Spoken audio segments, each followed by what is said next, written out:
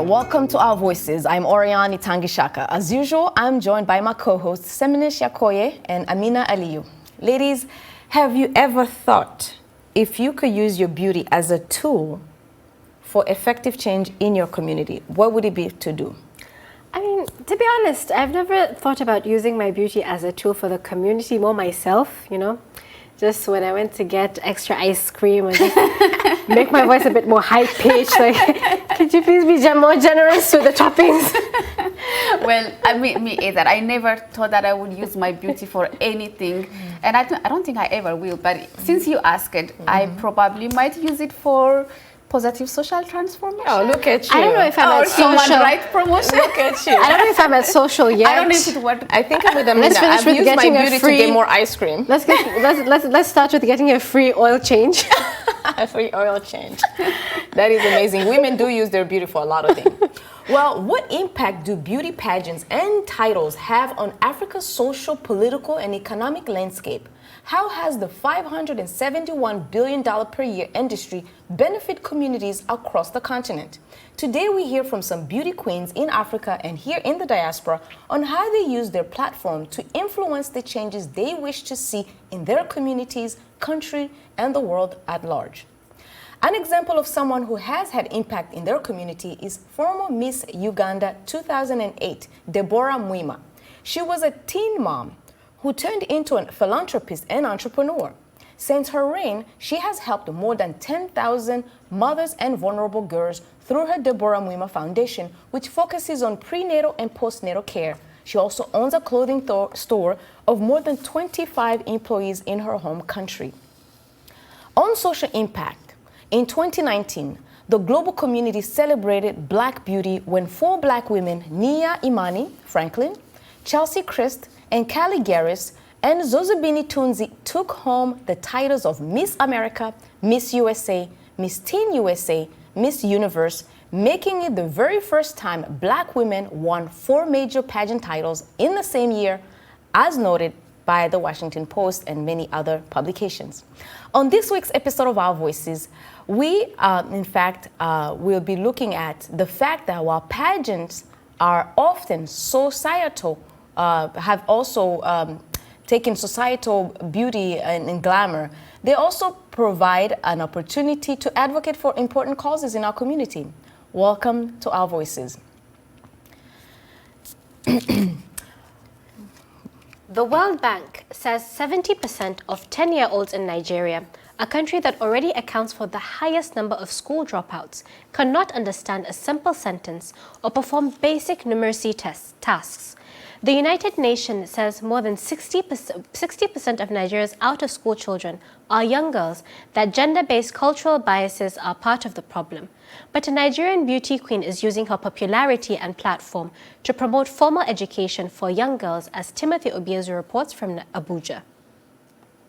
Stephanie Kingsley was months away from completing her degree when she dropped out of school because her family could no longer afford her tuition.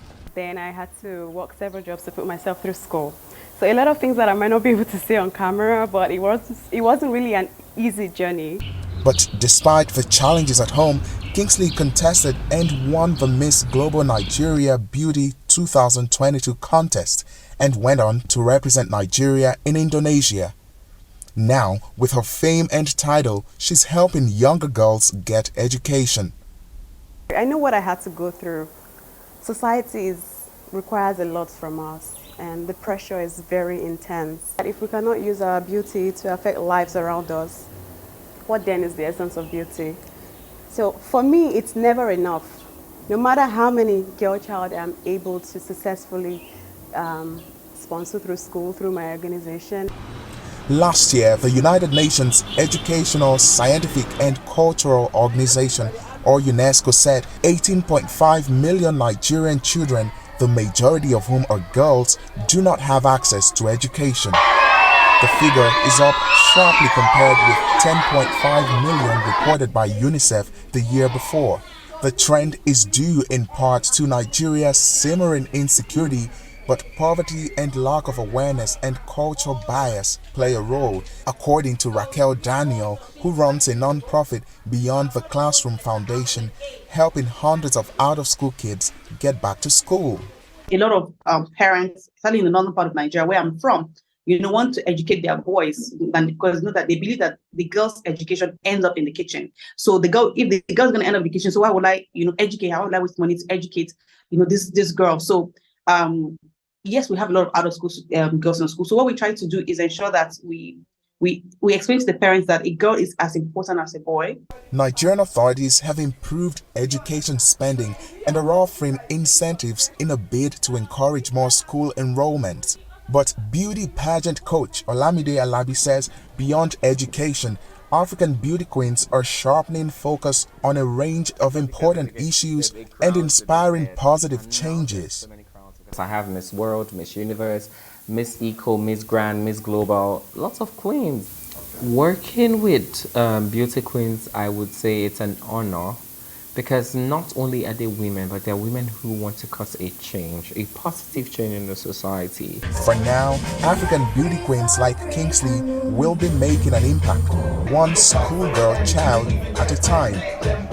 Timothy Obezu for VOA News, Abuja, Nigeria. Thank you, Timothy, for that story. Well, joining us here in studio today is the newly crowned 2023 Miss Africa USA, Sinit Tewolde-Medin. She is originally from Eritrea and the first from her country to win the crown. At 24, she is a senior neuroscience student at George Mason University here in Washington, D.C., a teacher at Montessori School. Sinit, it's such a pleasure to have you here with us. Thank you. It is the first time Our Voices has a beauty queen with a crown on stage. Thank you. Thank you so much. And Sinit, we are going to hear about your experience as a beauty queen and how it helped empower you and also the society you want to help out. But before we begin our discussion, let's hear what some people in Nairobi think about the platform of beauty pageants and its impact on the community. We have for your voice segment, we have Rhoda Mbatani, Eric Mwengini, and Daisy Kati.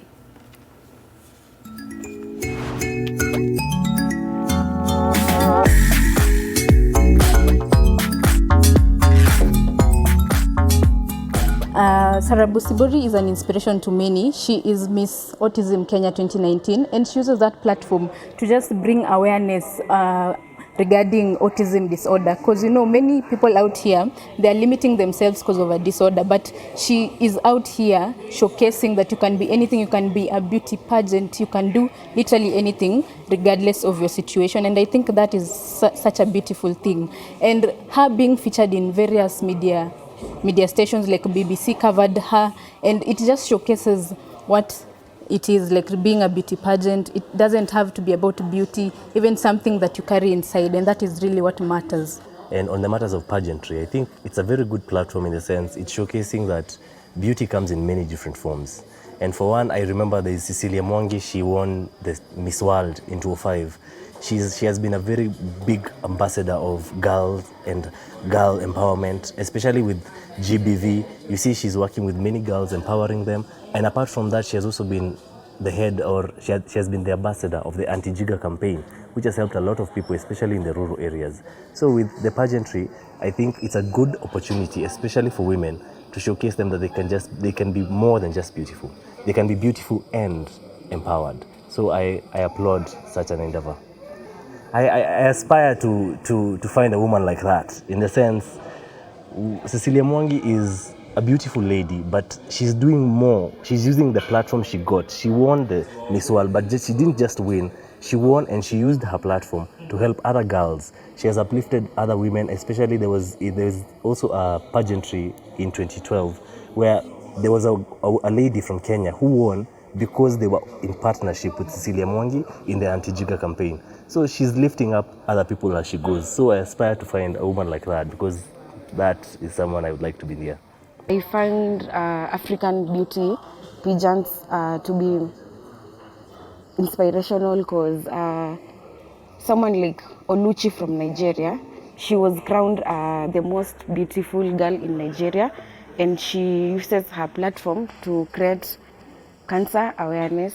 And actually in Africa, you find like most people can't afford that cancer treatment, and she's using her platform like to create that awareness about cancer and helping more people who have cancer to maneuver through and all. It's great. It's not just cancer, but it's many other causes that women who are beauty pageants are advocating for. We have Tewolde Medin Snit here with us.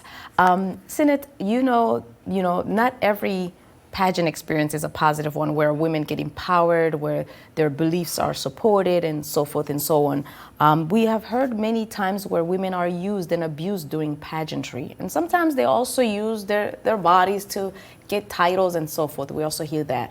But for you, how was the experience in getting the crown, the 2023? Thank you so much, first of all, for having me in your studio today. And I would say that overall, culturally in Africa, beauty pageants or anything that has to do with the modeling world is not really seen as something positive. It's seen as something that drives women away from their families and morals and values. So for that reason, I have been focusing in school, but I also thought, you know, everything is a blessing. The intelligence, apart from that, also the physical beauty is also a gift from God that could potentially be used in a positive way. So I was in the modeling world, but I wasn't really involved in any pageant, and I never thought I would because of some moral conflicts, I would say. But Miss Africa USA has been a place where I felt safe to put out my platform, put out my dreams, not just showcase my physical appearance, but also whatever it is I plan to share with Africa, with USA, and the whole world. You mentioned your platform. Can you tell us more about designing for diversity? So, being in the pageant doesn't only prepare you, you know, in terms of your hair, your dresses, but it also like gives you a little bit of push, a boost to put into life whatever it is you dream about. So I have a younger sister, she's 17 years old, and she has Down syndrome. When we moved here 4 years ago, we thought she would be able to thrive in the education system, acquiring mathematical and literacy skills, but that hasn't been the case. So I thought, what if school could be more fun and more appropriate to her needs. So that's why I thought of designing for diversity. It's a really long-term goal where I get to modify a little bit the curriculum and make it more befitting for them. But then it doesn't exclude everyone else. Anything that fits them works very best for everyone. That's very nice. That's very impactful. I mean, I know we all know that a lot of beauty queens do a lot of advocacy work for their communities, for themselves. But are there any other benefits of holding the title that we or other audiences don't know about? Except for, of course, when you see a queen going out into appearances, you would see that she's getting dressed by designers, putting her makeup, her hair, and of course that is very beautiful, but I'd also like to mention that it's a hard task. Apart from your normal life, you also get to add another responsibility. And sometimes that might clash with your school schedule, which I am also a student at the moment. And apart from that, the other benefit, at least in Miss Africa USA, that I really looked forward when I was competing in it was the fact that I get a chance to get trained by a coach to launch my non-profit organization. So I thought that was a really great experience. That's very beautiful, yeah. That's amazing. I mean, that part of being trained, you can use that throughout your life. It's not just something short term. Yes. You can take that skill and move on. Yes. Thank you so much. Well, it's now time for a quick break, and when we come back, we'll continue our conversation with Mrs. Africa USA 2023, Miss Sinit Toldemedhen. And we will introduce you to the beauty and brains behind Miss Uganda pageant, Miss Brenda Nyonjonjo, who will help us understand the business and the impact that this contest, such as hers, has. We want to ask our audience to share your take on the power of beauty crowns, follow us on social media platforms at VOA Africa. We are on Facebook, Instagram, and Twitter, and use the hashtag VOA Our Voices. We are also on WhatsApp, and our number is US country code +1 2025 03 9025. Stay with us, and we'll be right back.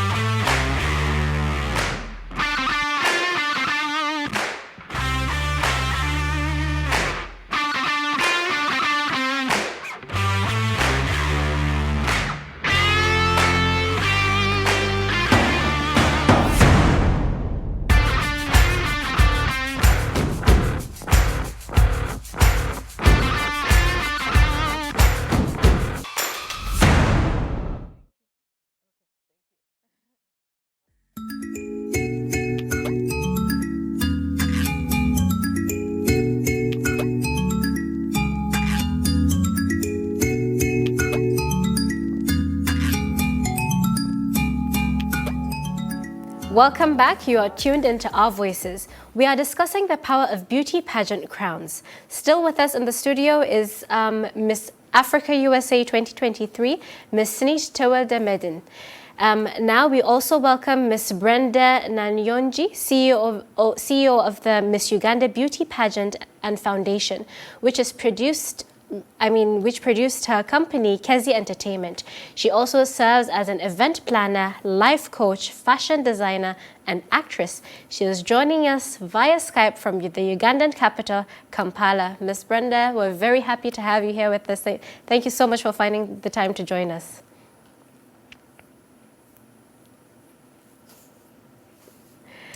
Miss Brenda, can you hear us? Okay, it seems we're having some technical difficulty. Yes, but we have a beauty pageant on set, so we'll continue the conversation while Definitely. Brenda gets reconnected. It was very interesting to hear that you are a senior in college and you're studying neuroscience. How do you plan to use such a very pertinent skill in this day and age, to just maybe advance your cause? Because it sort of have a similarity with maybe Down syndrome and health challenges that people may go through. Yes. So apart from being a senior neuroscience student, I'm also a co-lead guide at a Montessori school. The founder made design toys that children think they're playing, but they also acquire these mathematical and literacy skills. I've had the chance to try them out with my sister. They worked, but I couldn't apply it for every subject. Like if it worked for English, I couldn't do it for math, which is why I decided to join neuroscience, so that I could understand at a deeper level how is she receiving these informations and how I could use it for all the subjects if possible. So yes, I guess. Well, as you said earlier, being in a beauty pageant by itself adds extra work. So how do you prepare for the impact you will have once you have the title? So during this reign, my goal is to work on this project, be able to prepare something that could hopefully destigmatize the narrative around special needs children in Africa, and additionally give them the experience of using these Montessori tools that I have used with my younger sister. In addition to that, I would love to go to schools, encourage youth, especially women, that sometimes when you're in the work field, neuroscience itself is one of the fields where the male is dominant in those kind of work industries. And I'd like to encourage them that if I've done it, they too could do it. Empower them to use their own gifts and physical beauties for a better purpose. Now, excuse my own trail of thought, but how is the social life? What are the connections that you've made? How exciting has it been? It's been a really great experience. In its own, I've been able to connect with people from my country. Of course, I'm from there, but with this title, I've been able to grow in that aspect. I've also had the opportunity to visit embassies like the Cameroon Embassy, Eritrean Embassy, to be able to have these great connections, networking that could potentially help to support the project that I plan to do in Africa. There are also challenges. You've mentioned that you have to balance life as a beauty pageant. It's almost as if you're taking up an extra job. You're a student, you're helping take care of your sister and all of that. How do you manage that? And if younger women are trying to come into that platform, they need to understand the challenges that come with it, because as Asiminesh mentioned, it is hard work. Yes. I did want to take advantage of this opportunity, right? But as I do that, people say, oh, you're doing so much, but how are you being able to do it? As if I'm succeeding in all of them. But I'd like to be honest of the fact that whenever I'm succeeding in one, I'm also sliding off a little bit on another aspect. So as I am doing very well in the pageant, maybe my grades will be affected, maybe my closet will be a mess. So actually, that was what I was thinking. You know, when beauty pageants, they're expected to give a lot to the community. We say like they have a responsibility to be a voice. But what about themselves? Do they prosper? Do they benefit? Like, what is the personal satisfaction other than giving to the community? Yes. So I guess if it doesn't serve you, you wouldn't invest in it, if it makes sense. And I guess in my case, it's personal satisfaction. If it's not my sister who will be able to fully get advantage of whatever it is that I plan in the future, children like her will definitely be able to take advantage of it. So I guess that has been my drive, and to be able And in general, how has family perceived your journey? In the beginning, like I said, just because the narrative behind beauty pageants is a bit different in Africa. Maybe not too many people supported it, and I've started it on my own. But once people heard the fact that there was an actual purpose behind me running in the pageant, I had all the support I needed. And girls from my country also were greatly supported in their pageant journeys. Like Miss Africa Great Britain is also Eritrean at this moment. Oh, yes. yeah, that's beautiful. Yes, Yeah, so Eritrea. The Nigerians need to come and take over. That's Eritrea on the map right now. But I think you raised a good point about the misconceptions behind these pageants. What do you say about the organizers of these pageants? What role do they have in a way they treat the girls and in a way they promote them or give them platforms, especially in Africa? So I guess once we came out here in the United States, and Lady Kate, the organizer of Miss Africa USA, has done a great job at helping us focus I guess the most positive aspects of this competition. For instance, she removed the bikini portion of it so that we could pay attention that it's actually an empowerment pageant. It's not just a beauty pageant. So like, just by giving us that opportunity and us being able to share it with our community back home has helped them change the way they see beauty pageants at the moment. I commend the managers of Miss Africa for doing that, because, I mean, as you've said, the African culture kind of shines away from the physical beauty, and so when you go beyond that and you do the bikini part, it's really shining away from the culture. So I commend them for being firm and doing that. But also, when you think about the benefits and all of that we're talking about, and there is a lot. I mean, you've met a lot of prominent people so far in your very short time, but the impact on the ground that you've seen other pageant girls do on the continent, have they inspired you? What are some of the impact that you've seen? We've mentioned one in Uganda, but has there been any impact that showed you that, look, these beauty pageants are really to make impact in our society, in our communities? So I would say this is my first pageant, and because I've been shying away from pageants, I haven't really seen or educated myself about how beauty pageant queens have impacted Africa and the world. But as I've joined the pageant, as I've gained the title, I've been able to learn about Miss Congo right, herself. And it really is boosting me up to do more than what I planned initially. Yes. No, that's all excellent. Let's talk about the money. So how do you leverage the crown for budgets that you need for your project? So commercials, appearances, and so on. What does the beauty queen get out Does of it bring money? Maybe because I mean this only I might just put in an application. Yes. Are you rich now? maybe it'll come. She's very new. Yes, I'm very new, and I guess this is a great opportunity to share with the viewers that Miss Africa USA is a non-profit, so it would need the support of the the community, the diaspora. yes, in order to get bigger, in order to be able to offer more than what it already does. And at the moment, we're seeking sponsors so that I could be able to cover the things I need to be pretty. Travel. But then at the same time, yes, travel and all those necessities. Yes. Apart from that, Because makeup is not cheap, ladies It and is gentlemen. not. Diaspora, keep the money coming. We need to keep a hydrated. Nigerians, bring your money. We'll think about it. You're right. There's definitely a lot of resources that are required to make things Yes. happen for you to travel, maybe go to the continent.